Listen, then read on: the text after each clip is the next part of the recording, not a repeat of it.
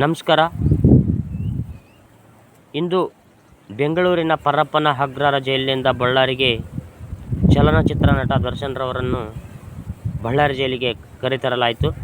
ಇನ್ನೇನು ಬಳ್ಳಾರಿ ಜೈಲಿಗೆ ದರ್ಶನ್ ಅವರ ಕರೆತರುವಂಥ ಗಾಡಿಗಳು ಬರ್ತಾ ಇದ್ದಾಗೆ ಅಲ್ಲಿರುವಂಥ ಅಭಿಮಾನಿಗಳು ಮತ್ತು ಮಾಧ್ಯಮದವರು ಅವರ ಬರುವಂಥ ದೃಶ್ಯವನ್ನು ಚಿತ್ರಿಸಲು ಹರಸಾಹಸಪಟ್ಟರು. ಕೊನೆಗೆ ಅವರು ಗಾಡಿಯಿಂದ ಇಳಿದು ಬರುವಂಥ ದೃಶ್ಯವನ್ನು ಮಾಧ್ಯಮದವರು ಕ್ಯಾಮ್ರಾದ ಮುಖಾಂತರ ಚಿತ್ರಿಸಿದರು. ಅವರವರ ಚಾನಲಲ್ಲಿ ಟೆಲಿಕಾಸ್ಟ್ ಮಾಡಿದ್ರು. ಆ ಚಾನಲ್ ಮುಖಾಂತರ ಮಾಧ್ಯಮದವರ ಮುಖಾಂತರ ಅವ್ರನ್ನ ಪ್ರೀತಿಸುವಂಥ ಏನು ಅಭಿಮಾನಿಗಳಿದ್ದಾರೆ ಅವ್ರನ್ನ ಆ ಮಾಧ್ಯಮದ ಮುಖಾಂತರ ಅವ್ರನ್ನ ಕಣ್ತುಂಬ ನೋಡಿದ್ರು. ಆ ನೋಡಿದಂಥ ಅವರ ಅಭಿಮಾನಿಗಳು ಮಾಧ್ಯಮದವರಿಗೆ ತೆಗಳಿಕೆಯ ಮಹಾಪುರವನ್ನೇ ಹರಿದು ಬಂತು.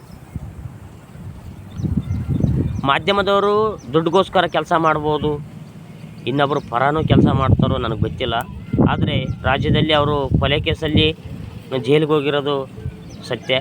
ಇವತ್ತು ಅಲ್ಲಿನ ಅದನ್ನು ತೋರಿಸ್ತಿರೋದು ಸತ್ಯ. ಮಾಧ್ಯಮದ ಪರನೂ ಮಾತಾಡುವುದಿಲ್ಲ ಮತ್ತು ದರ್ಶನ್ ಅವರ ವಿರುದ್ಧವನ್ನೂ ಮಾತಾಡುವುದಿಲ್ಲ. ಆದರೆ ಇನ್ನೊಬ್ಬರವನ್ನು ನಿಂದಿಸುವುದಕ್ಕಿಂತ ವಂದಿಸುವುದರಿಂದ ನಮಗೂ ಮತ್ತು ನಮ್ಮನ್ನು ಪ್ರೀತಿಸುವಂಥ ವ್ಯಕ್ತಿಗಳಿಗೂ ಒಳ್ಳೆಯದಾಗುತ್ತೆ ಎನ್ನುವ ನನ್ನ ಭಾವನೆ. ನಾನು ಏನೇ ಮಾತಾಡೋಕ್ಕಿಂತ ಮುಂಚೆ 1 ಸಾರಿ ಅಲ್ಲ 10 ಸಾರಿ ಆಲೋಚನೆ ಮಾಡಿ ಮಾತಾಡೋದ್ರಿಂದ ಅದಕ್ಕೊಂದು ಮಾರ್ಗ ಸಿಗುತ್ತೆ. ನಾವು ಇನ್ನೊಬ್ಬರನ್ನು ತೆಗಳಿದ್ರಿಂದ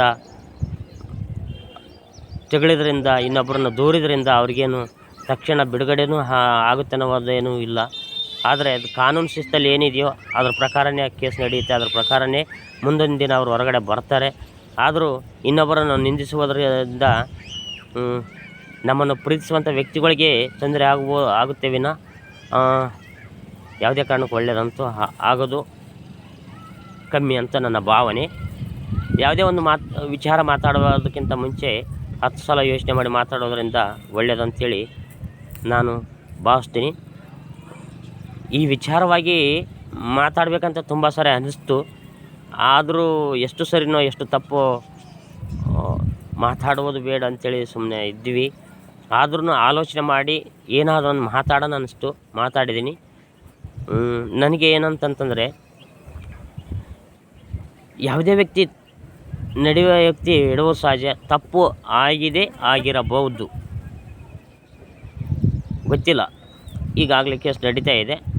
ನಾವೆಷ್ಟು ತಾಳ್ಮೆಯಿಂದ ಇರ್ತೀವೋ ಅಷ್ಟು ಜೈಲಲ್ಲಿರ್ತಕ್ಕಂಥ ಚಿತ್ರನಟರಾಗಿರ್ತಕ್ಕಂಥ ದರ್ಶನ್ ಅವರಿಗೆ ಒಳ್ಳೆಯದನ್ನುವುದು ನನ್ನ ಭಾವನೆ. ಅವರ ಅಭಿಮಾನಿಗಳು ಎಷ್ಟು ಒಳ್ಳೆಯದ ರೀತಿಯಿಂದ ನಡ್ಕೋತಾರೆ ಅದರಿಂದ ಅವರಿಗೆ ಒಳ್ಳೆಯದಾಗ್ಬೋದು ಅನ್ನೋದು ನನ್ನ ಭಾವನೆ. ನಿಂದಿಸುವುದರಿಂದ ಯಾವುದೇ ಕಾರಣಕ್ಕೂ ಫಲ ಸಿಗಲ್ಲ, ವಂದಿಸುವುದರಿಂದ ಫಲ ಸಿಗುತ್ತೆ ಅಂತ ಹೇಳ್ತಾ ಧನ್ಯವಾದಗಳು.